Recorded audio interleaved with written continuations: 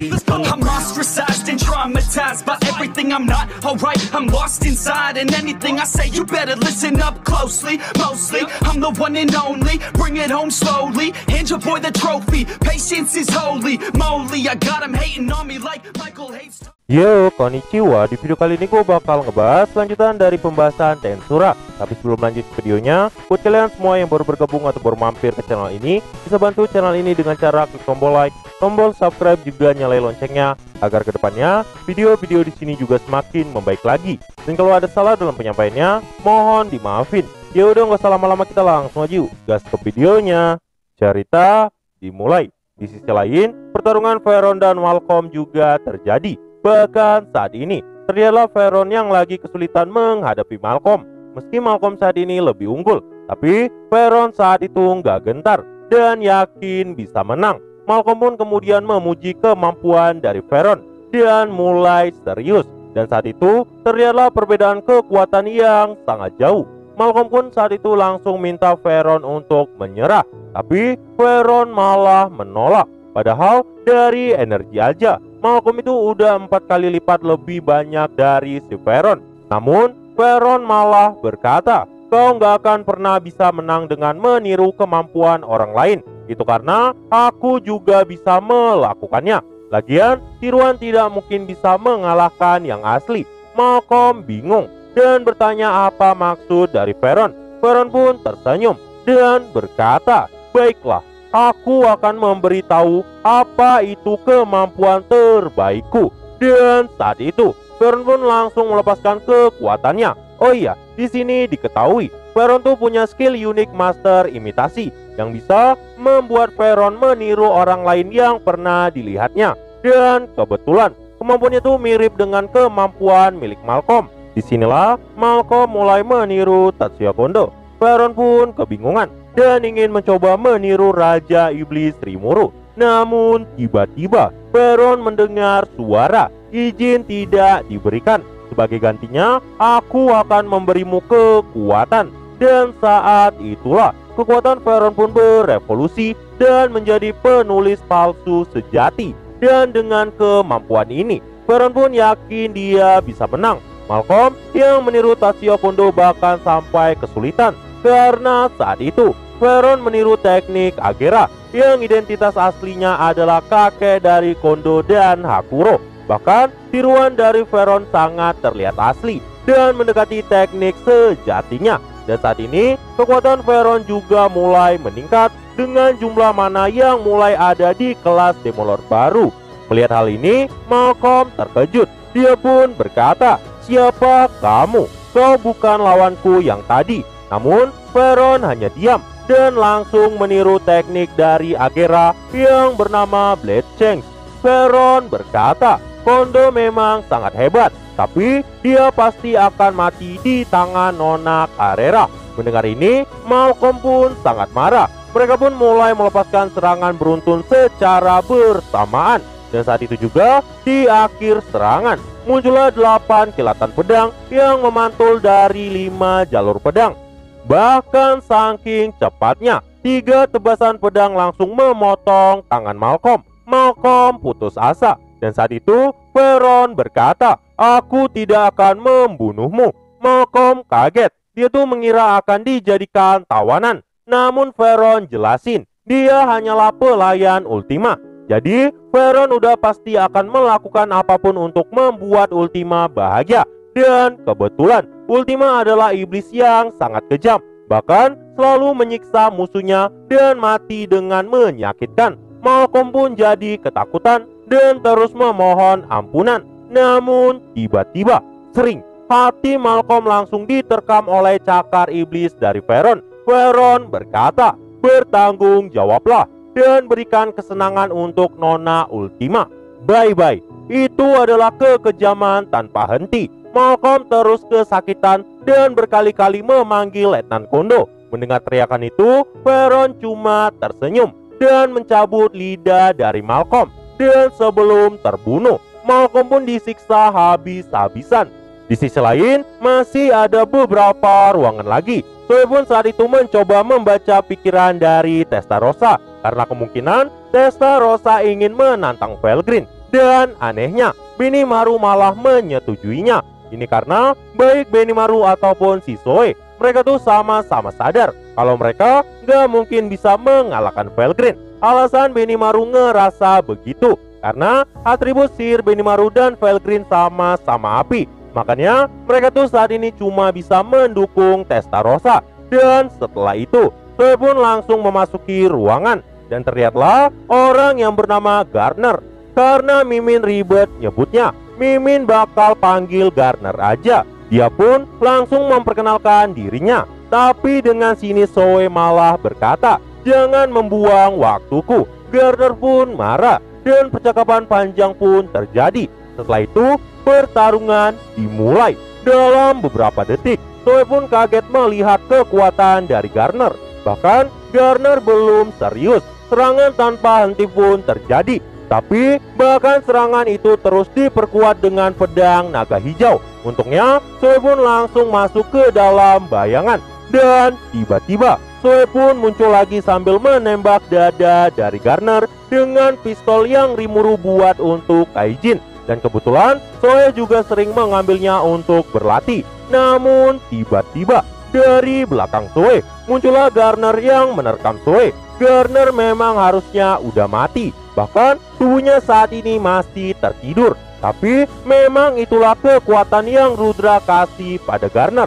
Itu adalah keberadaan Paraler. Namun Garner hanya bisa menciptakan satu keberadaan lain. Tapi Zoe ternyata masih baik-baik aja.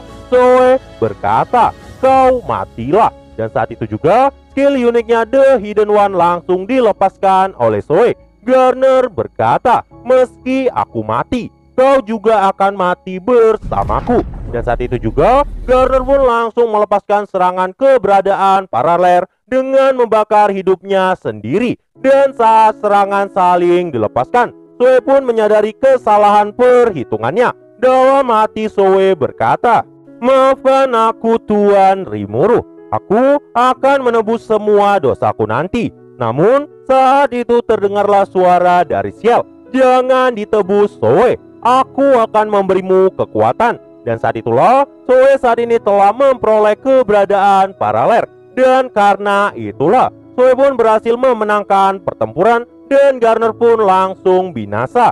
Di sisi lain, saat ini muncullah Ultima di depan Damrada. Damrada pun saat itu mengungkapkan keterkejutannya pada Rimuru. Mendengar hal itu, Ultima berkata, "Hahaha, kau benar. Tuan Rimuru memang telah memberikan kami kekuatan." Damrada pun gemetar setelah tahu ada orang yang bisa memberikan kekuatan pada iblis primordial. Bahkan Raja Iblis Ki Crimson sekalipun gak bisa mengevolusikan anak buahnya. Tapi ya udahlah, kini saatnya bertarung. Damrada pun saat itu langsung melepaskan kekuatannya. Ultima langsung terus-terusan menahan kekuatan besar dari Damrada. Kekuatan itu sangat luar biasa. Dan di sini ada pembahasan yang sayang untuk dibuang. Sebenarnya Ultima sendiri menyadari dia adalah iblis yang paling tidak dewasa di antara Seven Demon Primordial. Bahkan jika bertarung sekuat tenaga, Ultima merasa kalah dari Testarossa dan Carrera. Namun Ultima dan Carrera punya banyak kesamaan. Makanya sejak dulu mereka tuh udah saling bertarung. Ultima juga senang dia tuh dievolusikan oleh tuannya Rimuru. Dan keinginannya saat ini hanya bermanfaat bagi Rimuru. Bahkan saat pertempuran Agera sebelumnya, Ultima menginginkan sesuatu. Dan saat itulah dia pun mendengar suara dari Ciel yang isinya, "Untuk mewujudkan keinginanmu, biarkan aku membantumu." Dan saat itulah kekuatan Ultima mulai berevolusi menjadi Raja Kematian beracun Samael. Dan setelah mendapatkan kekuatan ini, Ultima pun merasa nggak bisa dikalahkan. Namun tiba-tiba Ultima mengingat kata-kata dari Mamang Diablo yang isinya, "Dengan terlalu mengandalkan kekuatan, karena dengan mengandalkan kekuatan yang telah diberikan, itu nggak bakal jadi kekuatanmu sendiri." Ultima juga menyadari meski telah diberi banyak kekuatan. Diablo bahkan belum menggunakan kekuatan yang diberikan Tuan Rimuru. Ultima pun mulai kagum pada Diablo. Dan saat ini, pertarungan mengerikan pun langsung terjadi. Ultima terus melepaskan serangan pada Damrada, namun Damrada terus menghindarinya dan bertarung seimbang dengan Ultima. Bahkan pemenangnya belum bisa terlihat. Ultima berkata, "Ini seru, aku jadi mengingat latihan dengan Zegion." Mendengar itu, Damrada sangat marah dan merasa dihina. Namun, Damrada juga menyadari iblis primordial adalah makhluk yang jenius yang mampu mengganggu hukum fisika dan hukum dunia. Dan saat itu, Damrada pun langsung melepaskan efek surrogate power agar dia tuh bisa melukai Ultima. Dan diketahui saat ini energi Damrada lebih tinggi dari Ultima. Makanya meski cuma manusia, dia tuh bisa nandingi iblis primordial. Ultima pun kesenangan. Dan saat itu aura Ultima tiba-tiba berubah. Ternyata selama ini Ultima telah menyimpan kekuatannya untuk mencuri skill Damrada. Dan dari kejadian itu, dari tubuh Ultima muncullah 6 pasang sayap. Ultima berkata, "Ayo kita selesaikan." Seketika 12 sayap langsung bergerak secara bersamaan dan mulai berubah menjadi senjata tajam yang menyerang Damrada.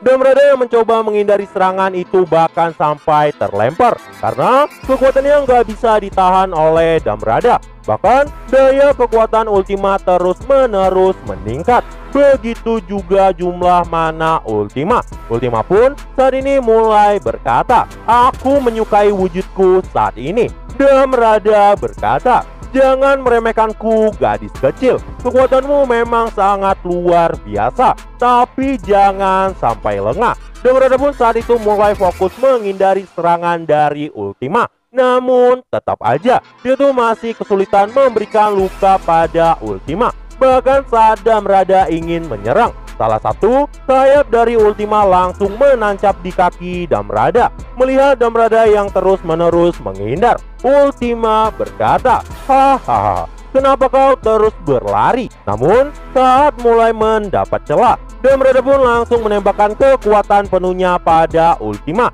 Dan diketahui, jika terkena serangan itu, tidak peduli seberapa kuat musuhnya, dia pasti akan musnah, sekalipun itu primordial.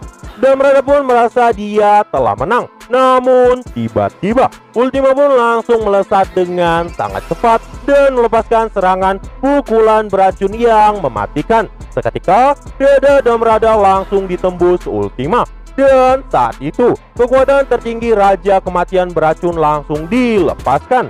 Dan karena itu Damrada pun terjatuh dan gak bisa menggerakkan tubuhnya lagi. Damrada mulai menyesal karena dia tuh dikalahkan pasukan Raja Iblis Rimuru sebelum dia bisa menantang Gi Crimson. Dan di sini mulai terungkap pembicaraan asli Rudra dan Damrada. Sebelum semuanya menjadi begini, Rudra pernah berkata, setiap kali dirinya bereinkarnasi, jiwanya perlahan mulai terpecah. Dan karena itu, ketika semua jiwa telah dikonsumsi, Rudra tidak akan lagi mendiami tubuhnya. Dengan kata lain, tubuhnya akan diisi oleh orang lain. Rudra selalu kehilangan sesuatu yang sangat penting setiap kali dia bereinkarnasi. Makanya Rudra berkata, "Jika suatu saat aku telah menghilang dari tubuh ini, tolong bunuh aku Damrada." Lagian selama ini Rudra mulai kesulitan menahan kekuatan Justice King Mikael yang mau lepas kendali. Dan karena Damrada nggak mungkin sanggup membunuh Rudra, dia pun ditugaskan untuk mencari orang yang bisa membunuh Kaisar Rudra. Begitulah kesepakatannya dengan Kaisar Rudra. Melihat Damrada, Ultima pun bertanya, "Kenapa kau menangis? Apa itu karena kau takut kematian?" Namun Damrada pun berkata, bukan karena kematian, tapi karena janjiku." Damrada kesal karena dia akan mati sebelum mencapai misinya. Tapi Raja Keadilan Mikael tetap harus dihentikan. Dan karena Yuki gagal membunuh Rudra, Damrada pun cuma bisa berharap pada Raja Iblis Rimuru. Dia pun saat itu berkata pada Ultima, "Bolehkah aku memintamu membunuh Yang Mulia Rudra?" Ultima pun heran, karena tanpa disuruh, mereka juga memang mau membunuh Kaisar Rudra. Karena itulah, Damrada pun langsung meminta Ultima melindungi Masayuki. Dan seperti yang kita tahu, untuk membuat perjanjian dengan iblis dibutuhkan sebuah pengorbanan. Dan karena itulah, Damrada berkata, "Hadiahnya adalah semua milikku, segala sesuatu tentang jiwaku. Semua teknologi yang aku miliki, aku percayakan semuanya padamu." Ultima pun langsung menerimanya. Damrada pun tersenyum bahagia. Di akhir kata, dia berkata, "Yang Mulia Rudra, sekarang aku akan kembali ke sisimu." Dan setelah kata-kata itu, Damrada pun langsung tertidur selamanya. Dan setelah itu, Ultima pun langsung membungkus sisa tubuh Damrada dan mengambil semua miliknya. Dan begitulah akhir pertarungan dari Ultima. Nah, jadi itulah untuk pembahasan kali ini. Dan tunggu video-video gua selanjutnya. Dan see you! I said you better watch what you're doing, 'cause I ain't gonna stop when I'm moving. I'm headed to the top, I'ma do it. I'm headed to the top, I'ma prove it. And baby girl, I like what you do.